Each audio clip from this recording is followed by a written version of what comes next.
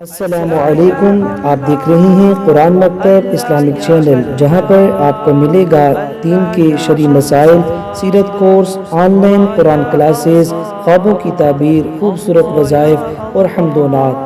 اگر آپ اس چینل پر نئے ہیں، ابھی تک سبسکرائب نہیں کیا تو جلدی سے اس چینل کو سبسکرائب کر لیں۔ السلام علیکم ورحمۃ اللہ وبرکاتہ۔ امید ہے کہ آپ تمام حضرات خیر و عافیت سے ہوں گے۔ اللہ تعالیٰ آپ تمام بھائیوں کی اور بہنوں کی دلی مرادوں کو پورا فرمائے۔ جیسا کہ آپ حضرات کے علم میں ہے، ہمارا سوال و جواب کا سیشن ہے۔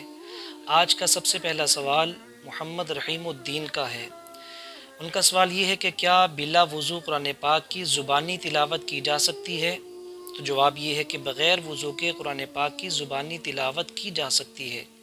قرآن پاک کو اگر آپ نے پکڑنا ہے، اس کو مس کرنا ہے، چھونا ہے، تو اس کے لیے وضو ضروری ہے۔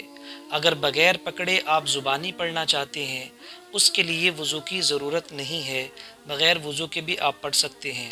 البتہ اگر ہو سکے تو وضو کے ساتھ قرآن پاک پڑھنے سے زیادہ ثواب ملتا ہے۔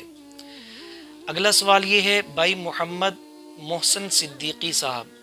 ان کا سوال یہ ہے کہ وضو کرنے کے بعد باڈی اسپرے استعمال کر سکتے ہیں یا نہیں؟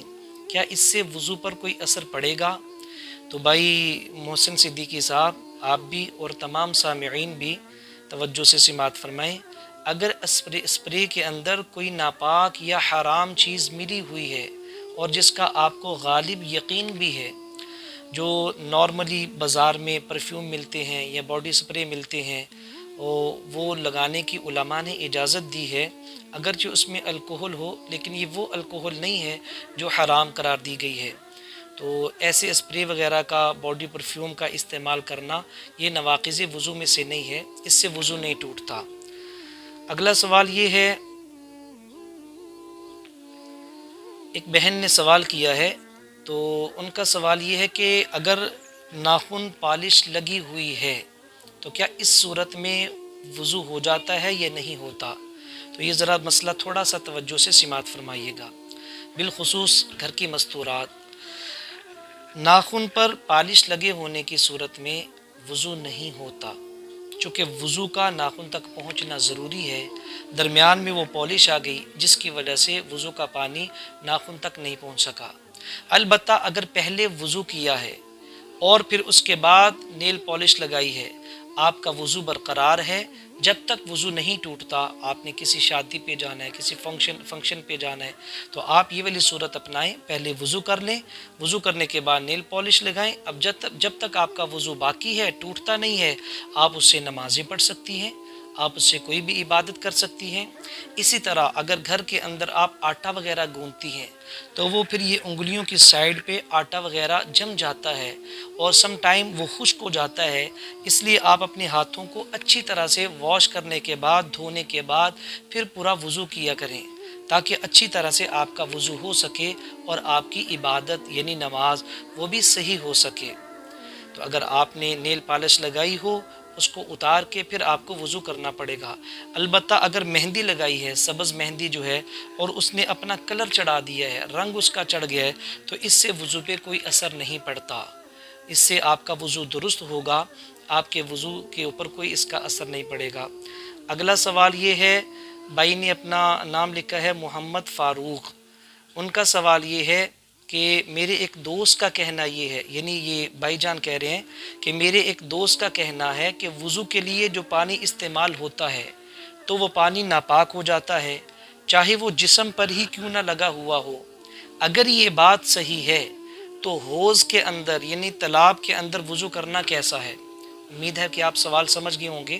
ان کا کہنا یہ ہے کہ وضو کا جو پانی بدن پر لگا رہ جاتا ہے وہ بھی ناپاک ہو جاتا ہے۔ تو اگر یہی بات درست ہے تو پھر ہم تالاب کے اندر جب وضو کرتے ہیں اور کئی لوگ بیٹھے ہوتے ہیں تو اس میں سے کچھ پانی واپس بھی کرتا ہے۔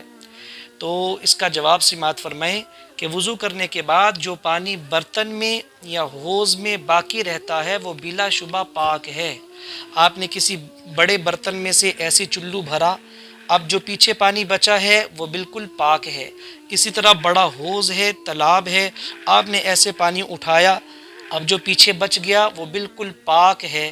اب آپ نے اس کو اپنے چہرے پہ ڈال لیا، اب یہ پانی نیچے گر گیا۔ اسی طرح آپ نے اپنے بازوؤں کو دھویا اور پانی نیچے گر گیا۔ اب یہ جو نیچے گرنے والا پانی ہے، اگر یہ کسی برتن میں جمع ہے یا کسی ایسی جگہ پہ جمع ہے کہ جہاں پہ نکاسی کا انتظام نہیں ہے، دیہات کے اندر عام طور پہ ہوتا ہے کہ پانی کھڑا ہو جاتا ہے، کوئی 10 بندے وضو کریں گے تو کافی اچھا خاصا پانی وہاں پہ جمع ہو جائے گا۔ تو یاد رکھیں کہ یہ جو نیچے پانی گرا ہے یہ پانی بھی ناپاک نہیں ہے۔ کتابوں میں یہ لکھا ہے کہ یہ طاہر تو ہے، یہ مطہر نہیں ہے۔ یہ ایک ٹرم ہے، میں آپ کو بھی سمجھاتا ہوں، یعنی کہ یہ پانی پاک تو ہے لیکن اس پانی سے اگین دوسری دفعہ پاکی حاصل نہیں کی جا سکتی۔ یہ خود پاک ہے پانی، لیکن دوبارہ اگر آپ چاہیں کہ میں اس سے وضو کر لوں، دوبارہ آپ اس سے چاہیں کہ میں پاکی حاصل کر لوں، تو وہ پاکی حاصل نہیں ہو سکتی۔ اس لیے اگر آپ کسی پکی جگہ پہ وضو کر رہے ہیں یا واش روم میں بیسن پہ وضو کر رہے ہیں اور اس کی چھینٹیں آپ پہ پڑ رہی ہیں، تو یہ آپ کو کنفیوز ہونے کی ضرورت نہیں ہے کہ شاید یہ ناپاک پانی دوبارہ سے میرے کپڑوں پہ پڑ رہا ہے تو میرا وضو ٹوٹ گیا ہے۔ اس لیے آپ کا وضو بالکل برقرار ہے۔ آپ کے جو دوست ہیں ان کو غلط فہمی لگی ہے، اگر آپ یہ مسئلہ ان کے ساتھ شیئر کریں، ان کے ساتھ اس ویڈیو کو شیئر کریں، اگر پھر بھی انہیں سمجھ نہ آئے تو یہ جو میرا نمبر ہے واٹس ایپ کا، آپ میری بات ان سے کروا دیں، انشاءاللہ تعالی اگر ان کے ذہن میں کوئی سوال ہوگا تو اس کا تشفی بخش جواب دے دیا جائے گا۔ ایک حدیث پاک ہے، صحیح مشکات المصابیح میں یہ مذکور ہے، رسول پاک صلی اللہ علیہ وسلم کا عمل بتایا گیا ہے، اور یہ حدیث آپ کے اس دوست کے جواب میں بھی ہے جو یہ کہہ رہے ہیں کہ بچا ہوا پانی ناپاک ہے۔ تو ناپاک چیز اگر اس سے وضو نہیں ہو سکتا تو پینا تو پھر بدرجہ اولا بہتر نہیں ہوگا، ناپاک چیز کو پیتے تو نہیں ہیں۔ تو یہ دلیل ہے کہ وہ بچا ہوا پانی ناپاک نہیں، پاک ہے، کیونکہ حضور پاک کا عمل موجود ہے، ثم قام فاخذ فضل طہورہ فشربہ، کہ حضور صلی اللہ علیہ وسلم نے وضو فرمایا، پھر آپ کھڑے ہو گئے اور پھر جو بچا ہوا پانی تھا آپ نے اسے نوش فرما لیا، آپ نے اسے پی لیا۔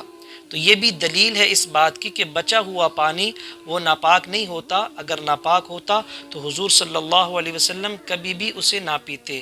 امید ہے کہ آپ کو مسائل سمجھ آ چکے ہوں گے۔